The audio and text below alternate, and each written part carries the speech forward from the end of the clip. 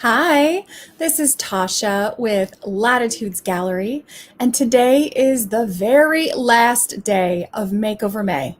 You have less than 9 hours to submit your room view and have a chance to win $1,000 in Latitudes artwork of your choice. So hurry up. If you haven't done it already, get to latitudes.com. I'll drop it down at the bottom so that you can submit your photo for Makeover May. So today we are looking at a couple of rooms. I'm going to do a couple of them today. This is the first one of the day, and let's look at Kristen's room.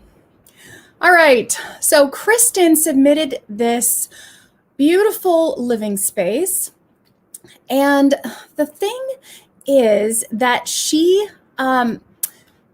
really fell in love with an image when they were in our Kauai gallery, and she says she doesn't think her husband did. And the thing is, her husband said he wouldn't change the art that's existing in the space if he didn't find something that he fell in love with. So it had to be better than what was already there. If you were in a similar situation where one of you wants something and the other one doesn't, or one of you feels like you need to mix it up or have a change, and the other one is quite happy with how it is or doesn't see a problem with how it is, then you can kind of get stuck. And so let's talk about some of the things that you can do to make this go easier. The first one is visualize. A lot of people cannot visualize what a change is going to look like in their space. And so out of fear, they freeze, they do nothing. So if you have a big blank wall and you have done nothing except stare at that big blank wall because you're afraid to make a mistake, that's one way. The other way is never changing anything, even though you're not happy with it, because again, you're afraid to make a mistake. Those are the two most common things that I see. The people freeze and they don't do anything. Either there's nothing at all or there's something and they just don't like it. Either way, the walls are yelling at you to make a change. And so the easiest thing to do is to talk to one of our art stylists so that we can show you what the art will look like on the wall, just like I've been doing all month long, just like these room renderings have been, and show you what it will look like on the wall before you make any changes. So let's start by just taking everything off of the walls.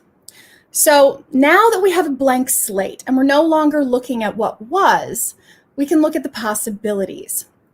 Now, one more thing I want to talk about with Kristen's space is I think we can move the sofa and the side table a bit to the left so that there's a little bit less space between the conversation area and a little bit more space between the sofa and the window. So when you're creating a conversation area, you want it to be that you're not shouting across the room at each other. You don't want you want it to be an intimate space. And so I'm gonna move that over just a bit so that we create that little defined space for that conversation. Now that the sofa is a little bit less, so let me show you again. When the sofa was all the way over here, I was having trouble balancing the room. But when I moved the sofa over and the side table had a more appropriate space in that little nook in the corner of the room. And the sofa was a bit more centered. It balanced out the space a little bit better on that wall. So now we can play without it feeling so lopsided over on the right side of the room. So let's take a look at some of the choices. Now, the image that she fell in love with, let's see, there we go. That's Tunnels Beach Sunrise. And Kristen fell in love with this image in Kauai. She thinks her husband might have as well. But if he's not going to change anything till he knows for sure, having this preview of the art on her wall will definitely help him understand what that change would feel like and look like for him. So let's say this image is appropriate and that they both like it. Then what do we do with the other side of the room? Now, there was an oval mirror. Let me drop that. There we go. The oval mirror, but it didn't appear to balance out the furniture. See how it's to the left of of the sofa. So it's not really defining anything. It's kind of just centered on the wall. So she did a good job here where she's got it centered over the sofa. But over here, we don't have it centered over anything. So it feels like it's just floating. So for now, we're going to pull that off and we're going to define the sitting area. So let's go back. There we go. Now let's define the sitting area. We've got one piece centered over the sofa. Now, if you're working with a 3-seater sofa, my favorite size for a 3-seater is 60 inches wide. That balances out most 3-seater sofas really well. The question then becomes, are we looking at a 30 by 60 or are we looking at a 40 by 60? Do you see how tall this room is? She's got a lot of height in this space. And so she can go with the 40 by 60. She has the luxury of height here. Now, if you do not have taller than average ceilings, you may not be able to get away with that. You might be looking at something like this. Now, this one looks a little bit wider. So let me pull it down. Hey, thank you. Pull it down to what I would say is a 30 by 60. Now, 30 by 60s tend to land about midway on these outer cushions. Let me pull it down a tiny bit more. Yeah, so that's about a 30 by 60. So you see the difference here? We've got 30 by 60 versus 40 by 60. Okay, so you're filling out, you're creating a nice taper from the arm and the back of the sofa up to the art, up to the ceiling. It's creating that beautiful taper up. I really, really love this I think it's Polly Holly image in her room. It's got some of this lightness to it. She was mentioning how dark her room is in the afternoon, and that's why she has all the lights on for the photo. So we've talked about this before. When the room is dark, you want artwork that's going to have a lot more light to it so that it's counteracting that, so that you've got some of that lightness to bounce the light, not absorb the light. Anything dark is going to absorb the light. Her ceiling is absorbing the light. So having those nice bright walls helps a lot. The other thing is going to be having artwork that's also bright. Another thing you can do is a metal print. So metal prints actually bounce the light and it makes it look like they're glowing from within. It's a really cool effect. It's almost as if you put a window in your space.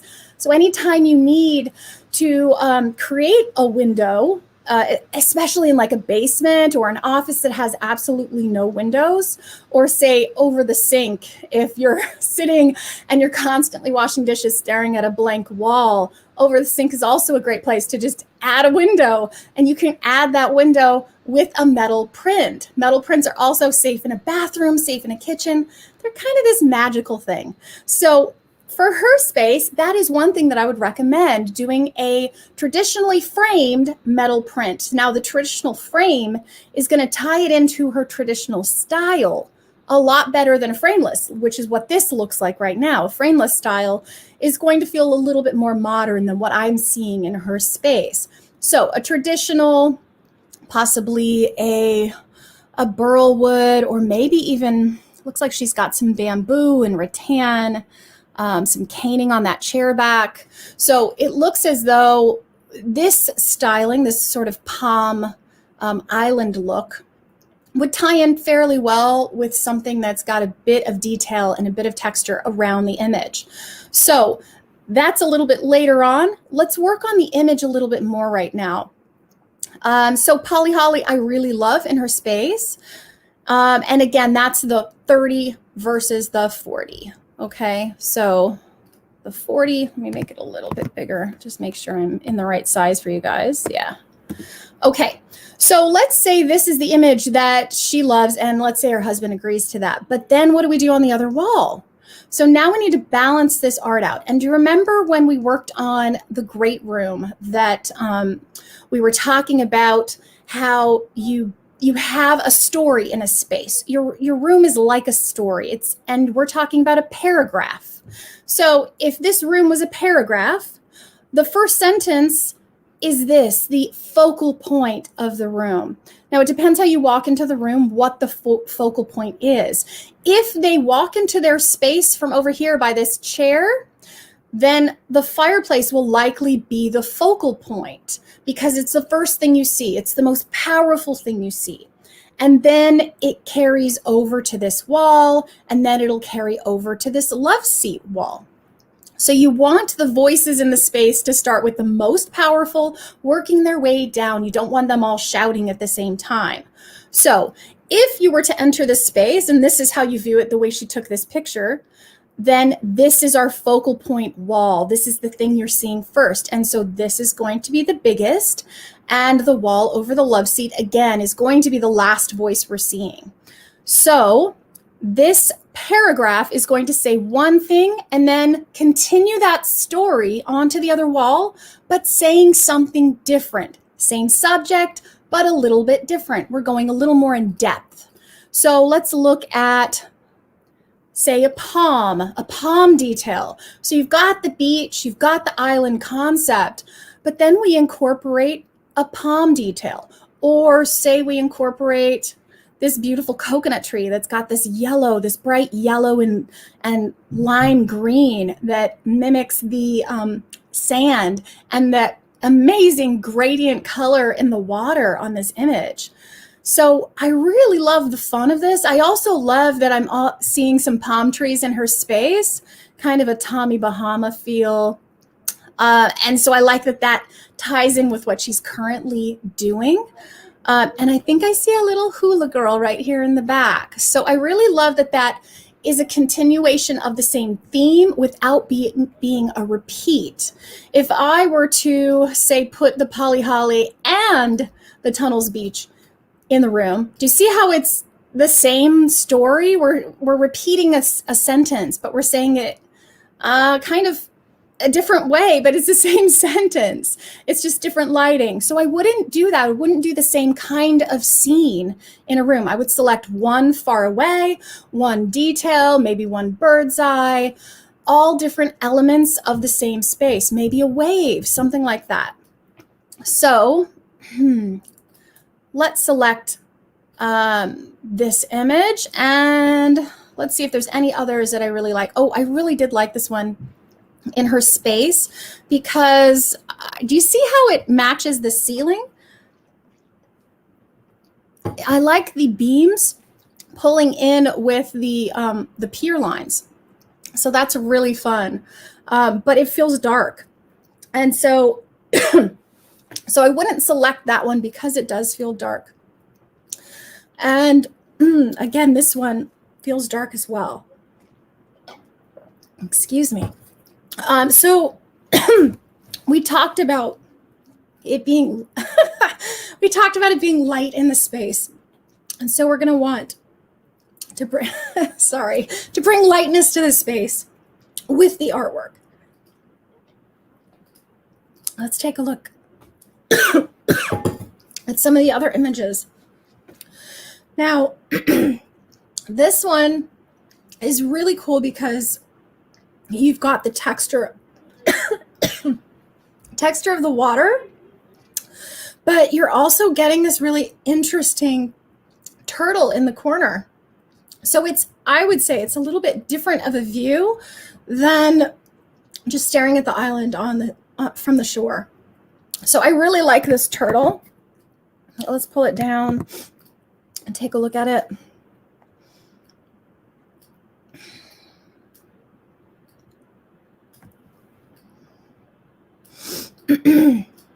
I like that the color of the water is similar to the sofa color. And so it's a little bit interesting. It's a little bit textural without being so in your face. You have to look a little bit more at what you're looking at and find that little turtle. So that's really fun. I wish it had a little bit more golden tones to it to tie into Tunnel Sunrise a little bit better. This one's fun as well. I like that it picks up the burgundy colors in her space. And palm trees are a symbol of welcome. And this is such a fun, not palm trees, it's a pineapple. They're a symbol of welcome. And this is such a fun pineapple because you can see all of this vibrant color. This is how they start out. This is how they bloom. And so I really love that that this one brings some excitement into the space, but I am still really, and that's very cool. But I think my favorite is still this palm tree.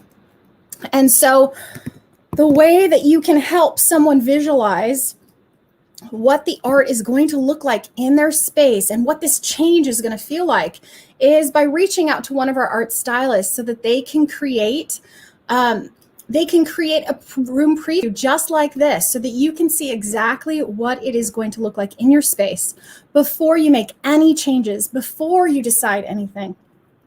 And we can really hold your hand and help you figure out the right size, the right images, and in this case, the right pairing, so that it complements your space and we take away all the guesswork. So it makes it a whole lot easier. Thank you so much, Kristen. I hope that your husband loves this. I hope that we can convince him to make that change for you. And thank you so much for watching.